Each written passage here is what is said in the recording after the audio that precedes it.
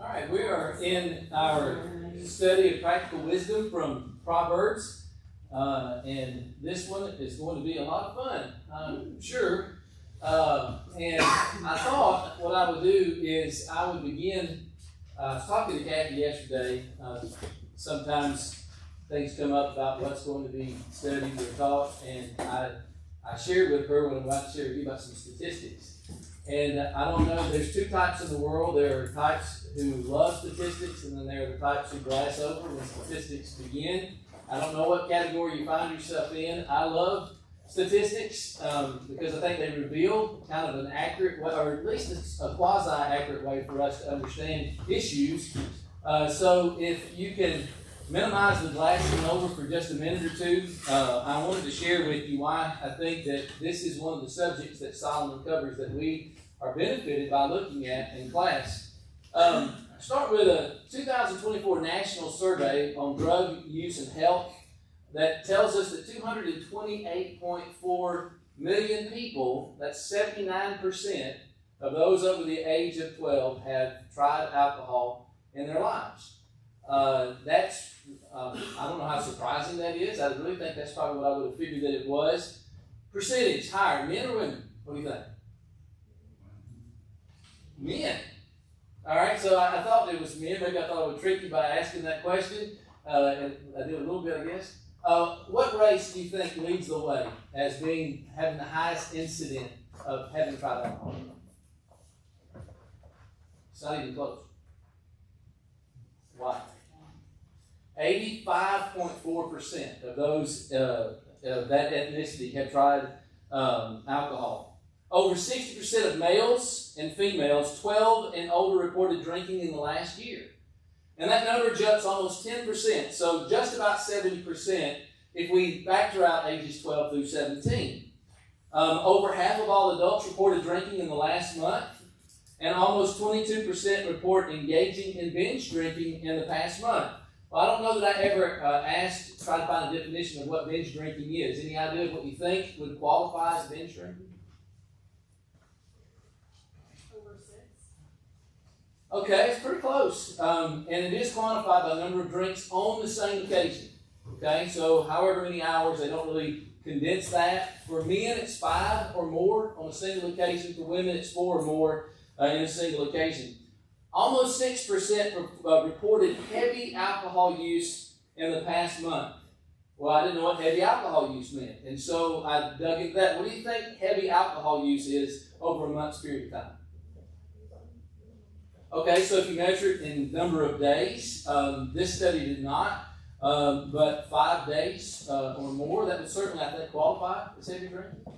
How about number of drinks in a week that would qualify as heavy drinking? In a week's time. Actually, 15. So to make that 5.5% category, you have had to be a heavy drinker in the last month. You have had to have a 1 week, a 7-day period where you had 15 or more drinks. Now, another way for us to look at this from a statistical standpoint is the total volume of alcoholic beverages, wine, beer, and spirits that's consumed in the U.S. in a typical year. The latest year on record that we had, I don't know why it's more difficult to compile these stats, was 2022. Any guess as to how much alcohol the U.S. consumes in a year? What unit of measure? Huh? What unit of measure? We'll convert. Please don't do ounces. That would be kind of hard. Any guess? I mean, just throw a dart on the board. It is in billions. Gallons. And this is not just the NSUDH study, which is, by the way, not a teetotaler. You know, I try to stay away from the abstinence websites or the, lives have been ruined by alcohol.com or something like that. But something that seemed more impartial. 7.9 billion gallons.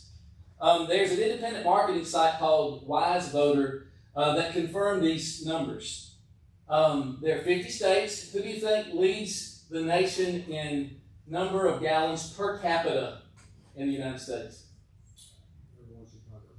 Okay, well, you think Illinois, I don't even think it's in the top 10. See, this is why statistics are misleading. I, Per capita, I mean, Alaska's got to be up there. You would think, yeah, because there's so few of them. I didn't actually retain Alaska even though I was just there. And I think all states would have their tails. And I don't know why. Have any of you been to the Northeast? So New Hampshire leads the way at 60 gallons per capita.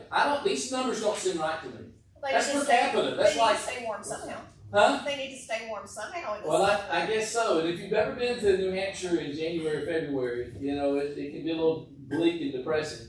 How about Kentucky? What rank do you think we are out of 50 states? 13, 15. Middle, 13, 15, 10?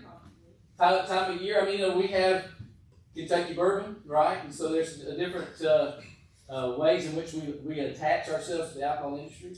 46 out of 50.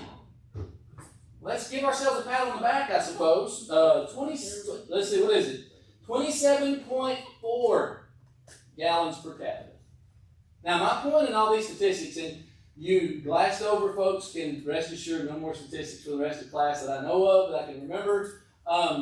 It tells us that this study is important and it's relevant, okay? Because it touches us. It touches our lives. I want to say this by way of a further introduction, that this class is not going to be dealing with social drinking, which I believe that the Christians should avoid. And I have 3 reasons why I believe that we should. Alcoholic content in modern alcohol, including beer and wine, is much stronger. It's more damaging than what we read about in the Scripture. And so I think for this reason, many more people sin because of alcoholic beverages today than they would have in the first century. Number 2, I want to follow Paul's example when he writes about meat offered to idols. You remember what he says in 1 Corinthians chapter 8, verse 13? If meat causes my brother to stumble, what? Basically, I won't do it. I'll eat meat no more. And so I would adapt that to say, if drink causes my brother to stumble, I will never drink alcohol. And here's the 3rd reason why. As a teacher, I have a greater responsibility in what I teach, and I'm not going to endorse or encourage anything that does as much damage as alcohol can. Now, having said that, I think we've got to be very careful about making some ridiculous arguments and some misguided efforts in order to try to say things the Bible does not say about alcohol. Now, don't forget what I've just said to you and what I'm saying to you now. And that is, we've got to be very careful about trying to twist or distort what Scripture says to try to make it say something that it doesn't say. For example, to try to say that oinos, which is translated wine, must or does refer to non-alcoholic wine, does not jive with what that word means. There are similar, the Lord's Supper that, so I don't know if y'all, how many were here during the pandemic? And remember the one time that they let me order the Lord's Supper. Hey, and what happened was I was on the phone with a guy in Indiana, and he said, "You want bread and wine?" I thought sometimes we say that meant what? Maybe you just misspoke, because I had no idea they sold it that way until I saw a mad commotion in church and figured out that they were confiscating the wine and the bread, which we don't want to do. It was a mistake. I'm glad they didn't fire me for that. But having said that, to say that is social drinking and that's condemnatory, if that were to be what takes place, is not necessarily in accord with what Scripture says. Keep in mind what I have said. I think that I agree with Dr. Neil Edwards in what he says about our subject today. He says the condition of the modern world has given rise to problems they could not have seen in New Testament times. The habit of excessive drinking has spread enormously among the common people, owing largely to the cheapening, that is, the making more available and more affordable alcoholic drinks. The fact that the evil, that is, of more commonly available and more vastly consumed amounts of alcohol, that the evil exists today in greater proportions may call for a drastic remedy and a special crusade.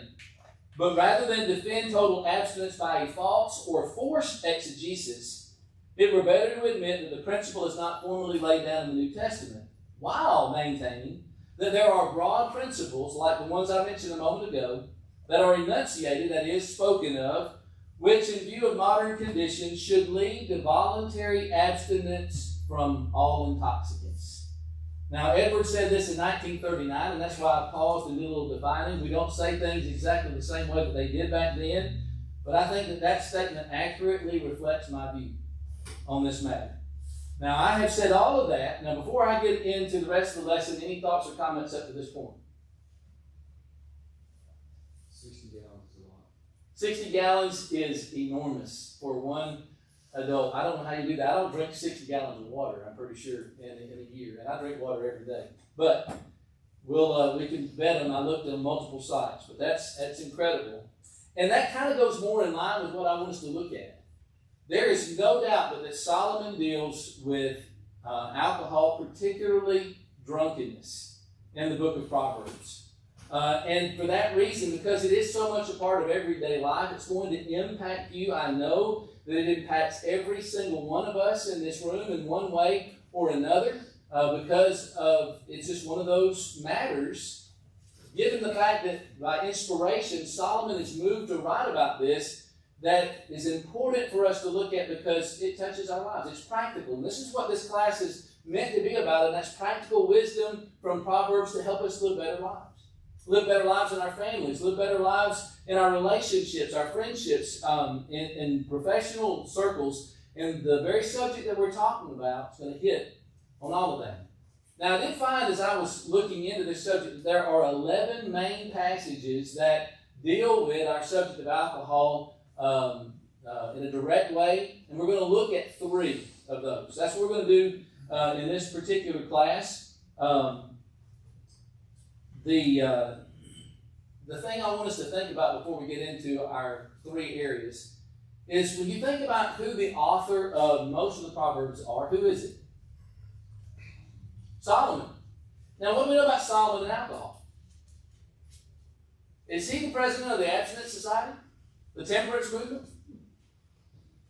He's incredibly qualified to talk on the subject. He certainly is. Because if you think about Ecclesiastes chapter 2 and verse 3, there was a statement that he made there that I think is noteworthy for us. He said, I explored with my mind how to stimulate my body with wine, with my mind guiding me wisely, and how to take hold of folly until I could see what good there is for the sons of men to do under heaven the few years of their lives. Remember, Solomon is searching for purpose. What is life all about? And he looks in a lot of different directions. And those directions are not always inherently wrong, but they are areas that can be abused.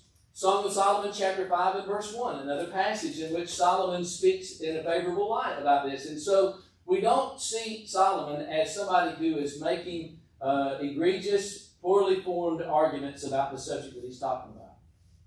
One other thing before we get into the 3 passages to look at. Suppose that you came to the United States from a country where alcohol was not sold and you didn't know anything about it, and so you're trying to inform yourself on the subject, and the first and only place that you would look was commercials and advertisements on television, the internet, and so forth. If that was your only source of information about alcohol, what conclusion would you draw? It's fun. Cool people do it. Okay. If you want to be socially in, that's what you do. Air of sophistication. That is somebody who knows how to live, enjoy life. You would think that it would make the quality of your life better. What's left out of those advertisements is what Solomon's going to help us with. What negative impact that it has in functioning on the job, and how it has harmed, and even tragically so, relationships. All right, so let's look at 3 passages that I think will help us to get clarity on the practical wisdom God has for us on this subject. First, go to Proverbs chapter 20 and verse 1. Principle number 1 is that liquor is a lousy leader, and we'll look into exactly how Solomon articulates that for us. Somebody, if you would, please read Proverbs chapter 20 and verse 1. Wine is a mocker, strong drink is raging, and whosoever is deceived thereby is not wise. Okay, what version is that? New King James? Okay, somebody have a version that reads differently from that. Wine is a mocker, strong drink of water, and whoever is led astray by it is a Okay, is that ESV? All right. Anybody have any other versions? So deceived, led astray. Anybody happen to or can get to a New American Standard Bible? Intoxicated. Intoxicated. All right, that's what the New American Standard Bible says. I think the NIV says deceived. I'm not sure. I can't. I should know what the King James says. Do you have that? It's the same. Same? Okay. All right. So Solomon doesn't necessarily say that liquor is a lousy leader, but what it does say is whoever is led astray by it is not wise. And I think there are three parts to this verse to help us to unpack what Solomon has to say by way of practical wisdom. He says that it is that strong drink is a mocker and is a brawler. How do you think that is? How does alcohol mock, and in what sense does it brawl? Builds confidence in certain people. Okay, it builds confidence in them. There's in drinking there is sometimes what's called the Jekyll and Hyde effect. You ever heard that with regard to that? You can understand how that would apply to this, right? That somebody might be meek and mild, but when they're drunk, they become boisterous and maybe aggressive. Maybe you've seen the opposite, that somebody might be a little bit more on the aggressive side, and when they drink, they kind of mellow out, right? They're a different person when they're drinking. I think that certainly is a way in which that manifests. What else? A wine is a mocker, strong drink, a brawler. Makes you look like an idiot. Okay, in that altered state, it makes you do things that you live to regret when sober again. Yes, absolutely. Okay, it impairs your judgment. All right, so Solomon is saying this substance that can take control. I think there's a Japanese proverb that says first the man takes the drink, then the drink takes the drink, and then the drink takes the man. And it lowers inhibitions and it impairs the judgment of a person. Mocker and brawler describe ways that alcohol makes a person behave. Solomon uses the word mocker, by the way, if you want to connect it to the very previous verse in 1929. Remember those chapters and verses are human innovations. They're not in the sacred text. And so he's in kind of a thread of thought. Chapter 19:29 says, penalties are prepared for mockers and beatings for the back of fools. Whenever you see scoffer and mocker in the book of Proverbs, how do you think it's going to be portrayed? Negatively, right? And so it's the foolish, the anti-wise behavior that Solomon is warning against. Warren Wiersbe says, alcohol mocks people by creating in them a thirst for more while not satisfying that thirst. The more people drink, the less they enjoy it. Press pause. Is that true for addiction of any kind? The more you do it, the more you seek something out of that, the less enjoyment that you actually get out of that. All right. A little different situation. I was raised in South Georgia. That's not an excuse. But I started using snuff when I was in high school. First time I ever did that, I got sick as a dog. That should have been my indication to stop, but I did not. And the thing that I learned, I tried to quit several times, was when I didn't have it, I really, really wanted it. And when I had it, it just wasn't as good as I thought and I remembered. And it's funny, I think I kicked it cold turkey. There was, for years, I'd have dreams. For years, I would have certain times of day, certain activities in which I was involved, in which I had a strong connection to that very thing. And for me, I know I was addicted to that. And that addiction worked the same way. You talk to people who embroil themselves in pornography, it works the same way. And that's why Dr. Victor Klein says that one has to go deeper and deeper and further in order to get the level of satisfaction that they had before. Addiction works that way, and Wiersbe's saying alcohol's not an exception to that rule. That the more deeply one embroils themselves in that, the less satisfaction, ironically, they get, and yet the more they turn to it. We'll see that in Proverbs 23 in just a moment. The drinker becomes a drunk, he says, and then a brawler. In spite of what slick advertising says about the charm of drink, just isn't a smart thing to do. You guys have already mentioned this. Alcohol alters your personality. It clouds your judgment, and it affects your physical function. People say and do things when they are under the influence that they would not say when they were sober. And there's a mountain of statistics that prove this. In the Journal of Drug Abuse Issues, Jason LaBerge says, alcohol reaches the brain and affects the cerebral cortex first, followed by the limbic system, the cerebellum, the hypothalamus, the pituitary gland, and lastly the medulla or the brain stem. And it affects in various ways sexual arousal, function, and at increased levels can lead to coma and death.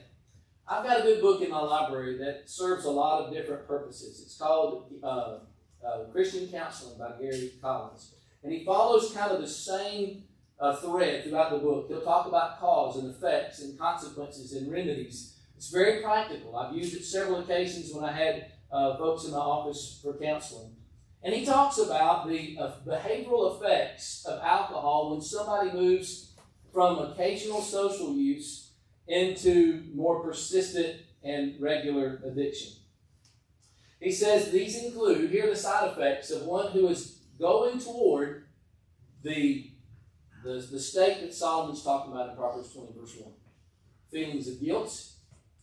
Drinking that's bolstered with excuses. Again, to excuse and rationalize why I'm doing this.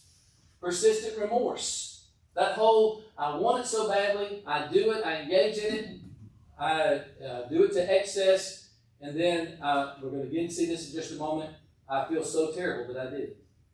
But it doesn't stop me. Grandiose and aggressive behavior. Unreasonable resentments. Moral deterioration, impaired thinking, and indefinable fears. Zig Ziglar made a good point on this. He says, authorities now know that approximately 1 person in 16 who ever takes an alcoholic drink will become an alcoholic. I've heard 1 in 10, but we'll take Ziegler's statistic, 1 in 16. And he makes a point, maybe you've heard this before. Hiram and I are going to be flying to Texas in the morning. And they do the little pre-flight checks and they start talking to you about different things, wear your seatbelt, there's an oxygen mask overhead. What if part of the rolling mantra was, statistics tell us that 1 out of 16 of these aircrafts is going to crash and destroy your life forever. Buckle up and we'll bring you some snacks and drinks in just a moment. Would you want to get on a plane under those circumstances? Do you know what the statistics, the nearest we can tell, is of the incidence of crash in airplanes? About 1 in a million. And yet, some of those folks who hear that won't fly. I mean, a lot of us, maybe there's some no flyers in this room, and I don't judge you at all. But some of the folks that will not fly will take a drink. Strong drink has embarrassed, reduced, and ridiculed many otherwise decent and dignified people. And so Solomon says wine is a mockery. All right, so we dealt with the mocking side. What about the brawling side? Strong drink is a brawler. What does Solomon mean? It causes violence. Okay, so there's the obvious answer of it makes a fighter out of a lot of folks. That whole Jekyll and Hyde thing we mentioned. Does alcohol fight against anything else? Against your better judgment, maybe? Yeah, sensible decisions. Yeah, absolutely. Peaceful domestic arrangements. It fights against sobriety. Paul says, be not drunk with wine wherein is dissipation. Ephesians 5:18. Against harmony in a lot of different areas. That word for brawler is roar and noise. And mocker and brawler describe 2 ways that alcohol causes people to act. More can be said about that, but I want to get to the third principle. Alcoholic beverages, depending on the translation, either leads astray, deceives, or intoxicates. In the contemporary English version and today's English version, it says the one that gets drunk. So what is Solomon saying? Is he says the one who gets drunk is not wise? Is he saying the one who is led astray or deceived is not wise? I really don't know that it matters very much. One lexicon says there are 3 different areas in the book of Proverbs where Solomon talks about people who are led astray. 3 major areas. We know one of them is alcohol. We have dealt on some level with another one of those, and that's illicit sexual behavior. Specifically, you think throughout Proverbs, we're talking about adultery and prostitution. And the third area, especially as it dealt with in the first 9 chapters, but also in chapter 19 verse 27, is a refusal to hear wise instruction and a gullibility to listen to foolish instruction. And so Solomon says, here are 3 basic fundamental areas of your life where you can be led astray. So whether or not Solomon is saying that whoever's intoxicated is not wise, the point's made just the same. It is interesting to me that someone would recognize that adultery and illicit sexual activity is wrong and should be avoided. That foolish instruction, as God would define that, is something that should be avoided at all costs. And I don't know that anybody's ever made the argument that one should moderately engage in adultery or just dabble in a little bit of false teaching. And so to me, that's a principle Solomon is trying to help us with, and that is, let's not be unwise. Wisdom, anytime the anti-wise behavior is presented before us, we're told to walk away from that. And so that principle is the one whose life, whose body, whose cravings, whose appetites are being led around by alcohol is not wise, because it fights against you. It's personified. You have wine and strong drink that take on this personality of this force that leads one away. Hold on now, though. Hold on. I don't personally care. But we can't deny that Jesus actually helped other people consume some form of alcohol. Right? So, I don't think that adultery partially, partaking in adultery is a comparable. And I wasn't making that argument especially. It was that on those other 2 areas, no one would say that. Right. Yeah. But your point's well taken. And that's one of those distorted arguments we want to avoid. John chapter 2 is not talking about non-alcoholic wine. We talk about the strength of the alcohol as different. Absolutely. And maybe it's with the wine and the strong drink together that I would see that. But yeah, I don't want to strain the point too far. Maybe I did. That's a good. Thanks for it. I don't personally drink. It's just it's real hard to. It's real easy to slip into the none. You can't do this at all kind of thing. Absolutely. The guiding principle of my life is to make sure that I'm avoiding that which is foolish. I think that's, and what Solomon says is, whoever is led astray by it is not wise. Right. He's an inspired writer, so I'm not going to just discount that out of hand. Of course. Yeah. Good point. Good. Other points, other questions, other comments? All right. Number 2, wine wields woes. All right. And I'm trying, I know it's alliterated, but that is what the text says. So let's turn to Proverbs 23, verse 29 through 35.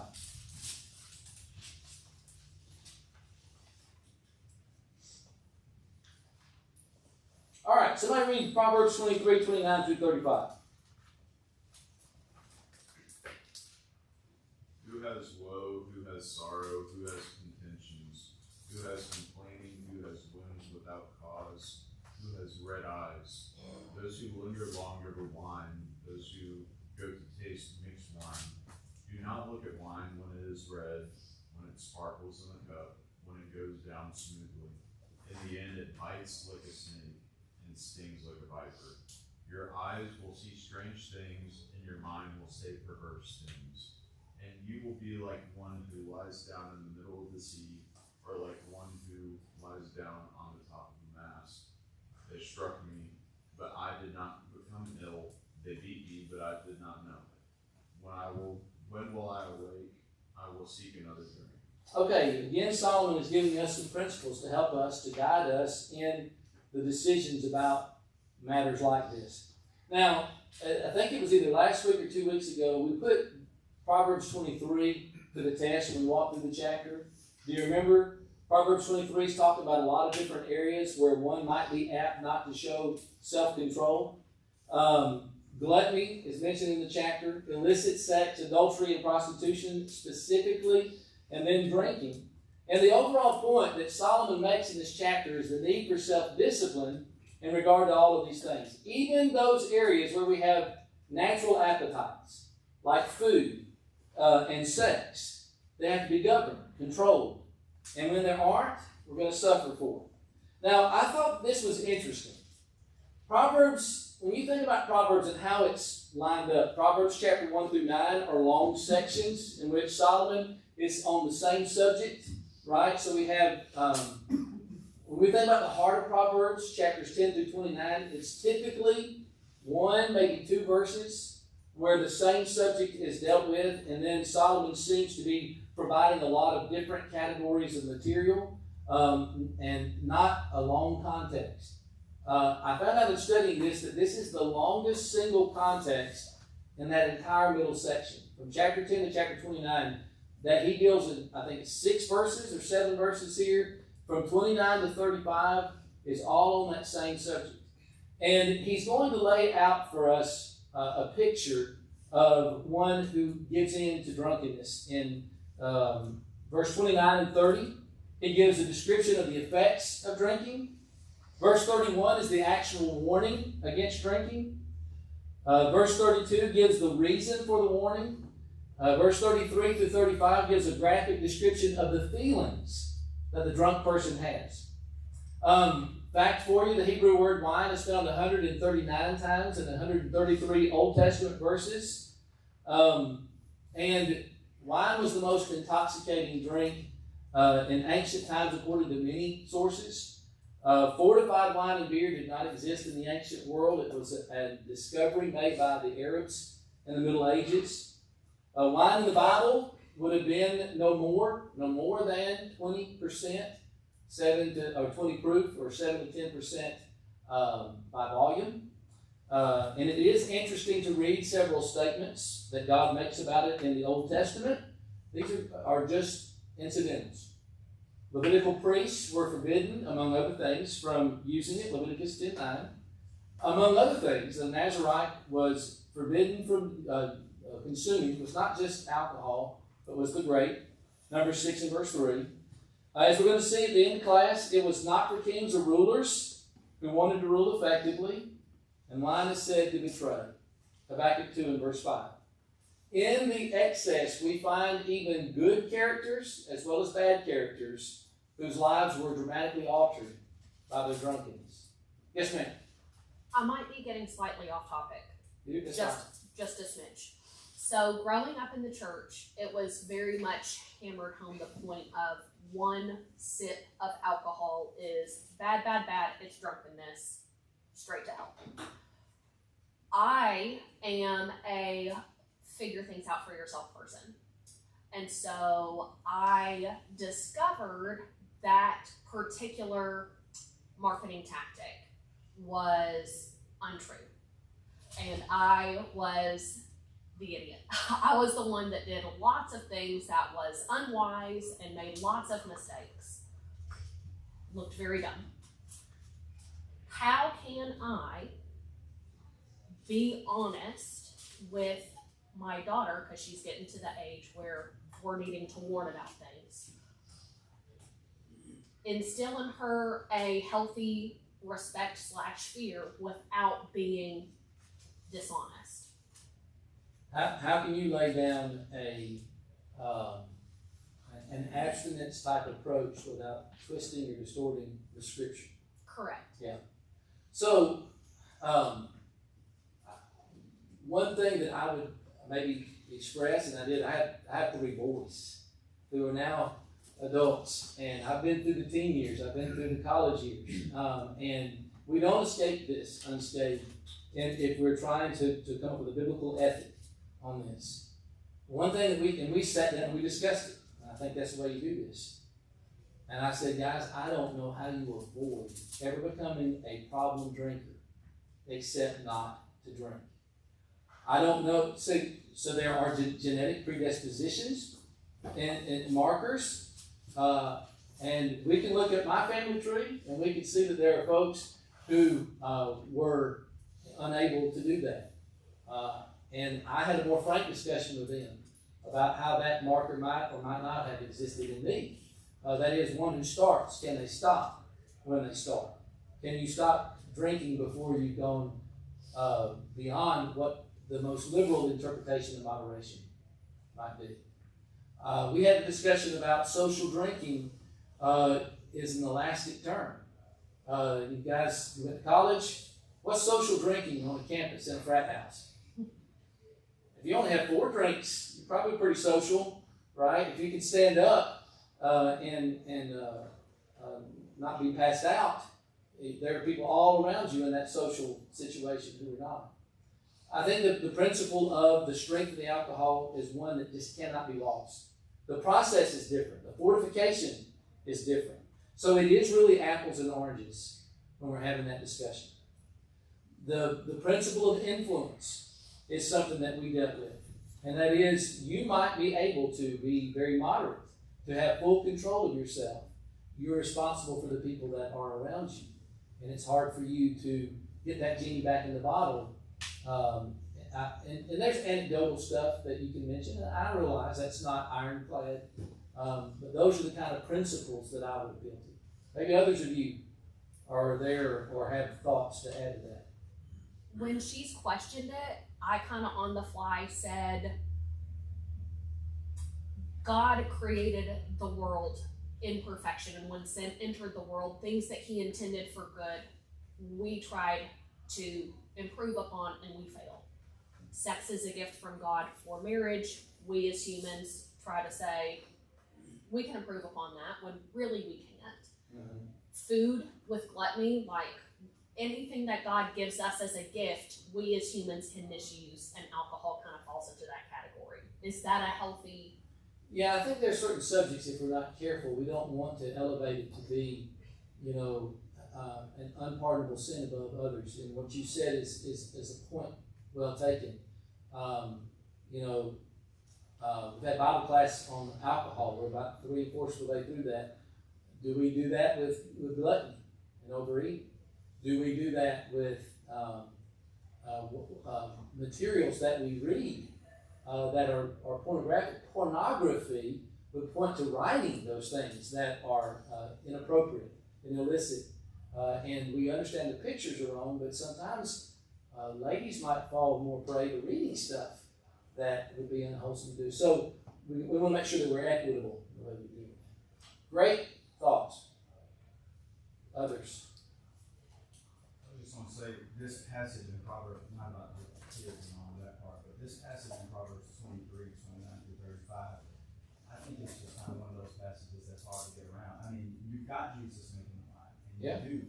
But on the whole, when you take everything that the Bible has to say about wine, the purpose of wine in the ancient world is not the same purpose as today. And as you mentioned, the strength of the wine in the ancient world is not what it was today. From all the way back to Noah, Lot and his daughters, the reason why God prohibits the priest from drinking it. All of the wine in the ancient world didn't immediately get people drunk, but the prohibition for the priests and others was to not even begin the process. And so, on the one hand, while there have been bad arguments made, I'm just saying in general, we need to be careful that we don't, those arguments were bad, and therefore, So you can control it, you can, because they have wine in the ancient world.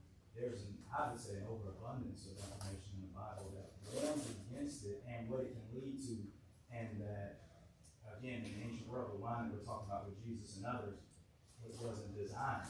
You have to go, that's why I said don't look at it for a long time. You have to put in the effort to purposely get drunk, whereas today, it just simply doesn't take as much effort. And so, that danger in and of itself, coupled with all these examples of other people who fail as a result, I think the Bible is trying to communicate something to us about what alcohol can do is not virtuous. But in the same sense, it's also trying to communicate you can do it in a biblically accurate way. Again, I don't even drink, but like, you know what though? That is an experiment that many people have tried and entered with the mindset that you're expressing, no doubt. and have lived to say it just ain't so. Again, though, you got to deal with why does Jesus permit it? Why does he enable it, if you will, at the wedding? I don't even drink. It's just you can't. You do have a different substance than what we have today. Sure. It's an apple and an orange. It's going to taste different. You can get It's a different. wine today too, though. Yeah. I mean, obviously, aside from the different strengths, I think a lot of it comes down to just there is a practical difference in the sense of if someone, eats obviously a confection or a baked good that has some sort of extract in it. Mediums and extracts are almost always 99% alcohol. Right. Right. So there's obviously no intention behind getting drunk when you're eating a cookie or doing something like that. That's still gonna have alcohol content in it, or fermented tea that's like kombucha or things like that. Nice. So there's naturally alcoholic things that are around. Obviously, the alcohol per volume is much lower, but it's also just that practical sense of if we were to holistically avoid alcohol in the sense that we feel like we'd be sinning, there's a lot of things that are just naturally in our environment that contain alcohol, and that pertains to that, and that's where I guess going from the side of the means to getting drunk is drinking, but therefore drinking in and of itself, that goes down that avenue of how wise or unwise you are with that vehicle. Right. Some of the things I wanted to touch on before the second bell rang. These are great comments, and I don't look. This was the class I was least looking forward to, but we avoid talking about it sometimes, and I think we do ourselves a disservice. I think we need to be much more frank about this particular discussion, honestly. But a couple of things that stand out in what he says here is when he says don't look on it, he is giving us a principle, and I don't know how we avoid that. He's saying it has a smoothness, it has an appeal to it, but it also has an underbelly side to it. He makes a point about the effects of those who are overtaken by it.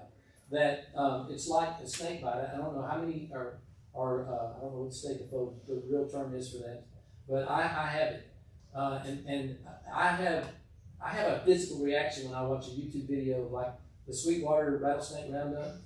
Then I read a story about a girl who was a television reporter who went into the pit at Sweetwater to interview a snake handler. Over 100 snakes in there, and the snake handler told her right up front, "Look, you're going to be just fine as long as you don't make any sudden movements, and if you don't step on one accidentally." And so she goes in, she starts interviewing him, and sure enough, it's no time at all that a rattlesnake rolls over her shoe and sticks its head up her pants leg. And he says, "Don't panic. It will go away." I'm not telling you how that story ended, but let's say he's 100% right. Would you go into the pit? Solomon is saying that. He's saying, look, let's make sure we have discretion not to open ourselves up. Because in any sin problem that people have found themselves in, it's a mindset that we're talking about. No one went into it saying, I'm probably going to fall, and be overtaken by this. Instead, what they say is, I got this. I'm in control. It's not going to bother me. Because these things always happen to somebody else. They don't happen to me. Solomon would say, wisdom says the only foolproof way that I know that I'll never be able to take is to take the disposition that Solomon is mentioning in Proverbs 23, 29 through 35. Last thing is Proverbs, this was totally useless to you today. Proverbs 31, 4 through 7. Lemuel is told as a king that he is to avoid alcohol because it would impair his judgment and it causes decisions to be rendered that were not for the good of people. He said alcohol is for those who are already struggling, who are poor, who are in difficulty. Let them drink that so that they may forget those things. But you have a higher purpose. You are the king, Lemuel. And so his mom's trying to give him wisdom in life. And one of those is how to be a better ruler and how to have a better spouse. And with regard to this, I always think of the fact that I'm a child of the king. And I serve and follow the King of Kings. And I have a profound purpose. That being the case, I want to be very careful about my relationship with alcohol. Bottom line is, what he says about alcohol is your attitude toward that determines whether or not you are among those that are the wise or those that are the foolish. Here are some principles to help guide you in that. All right, thanks very much for your attention.